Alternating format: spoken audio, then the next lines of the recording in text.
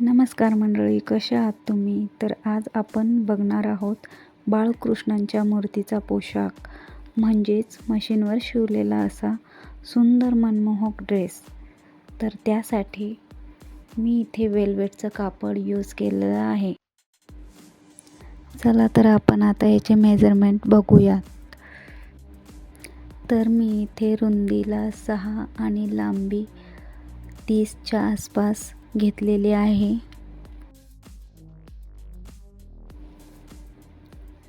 या कपड्याला अर्धा इंच फोल्ड करून त्यावर शिलाई मारून घ्यायची आहे. त्यानंतर गोल्डन लेस मी इथे लावून घेतलेली आहे.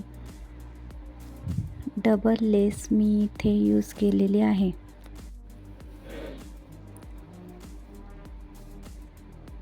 लेस लावून झाल्यानंतर या कपड्यावरती छोटी छोटी प्लेट्स मारून घ्यायची आहेत. व्हिडिओमध्ये दाखवल्याप्रमाणे अगदी जवळजवळ एकावरती एक अशी प्लेट्स मारून घ्यायची आहे.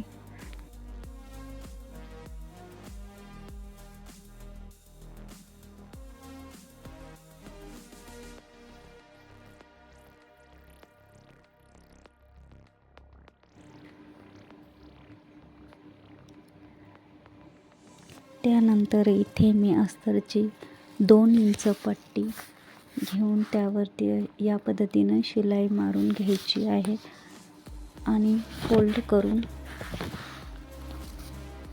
उलट्या बाजूने त्यावर शिलाई मारून घ्यायची आहे. त्या अगोदर आपल्याला यामध्ये ही अशी दोरी टाकून त्यावरती शिलाई मारून घ्यायची आहे.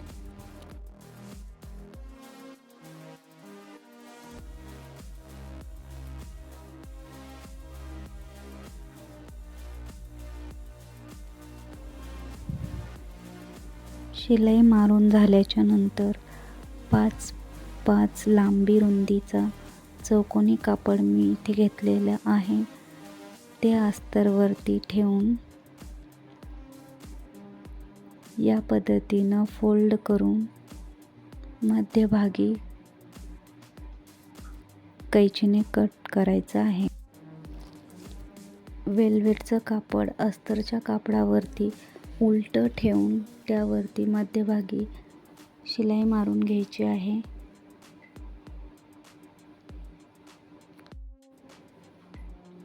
शिलाई टाकून झाल्यानंतर कैचीच्या सहाय्याने छोटे छोटे कट्स मारून घ्यायचे आहेत.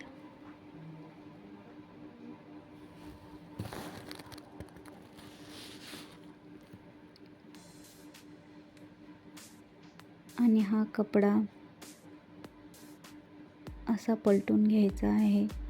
त्यानंतर त्यावर मध्यभागी शिलाई मारून साईडनं अर्धा इंच फोल्ड करून घ्यायचा आहे.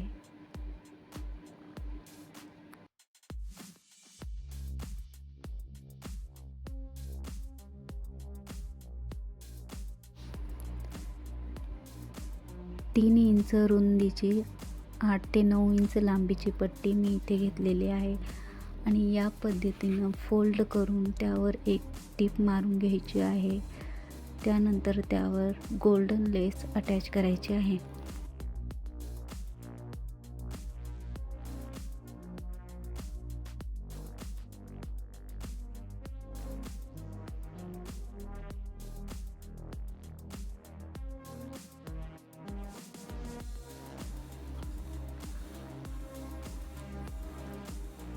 एक साईडने आणि एक मध्यभागी अशी 2 लेस मी इथे लावून घेतलेली आहे.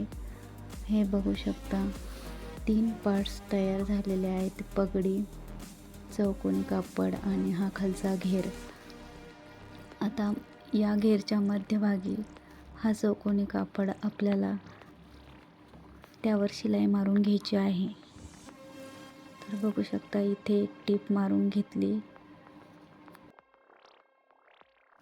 व्हिडिओमध्ये दाखवल्याप्रमाणे या पट्टीला असं फोल्ड करून बाळकृष्णाचा फेटा तयार करू शकता.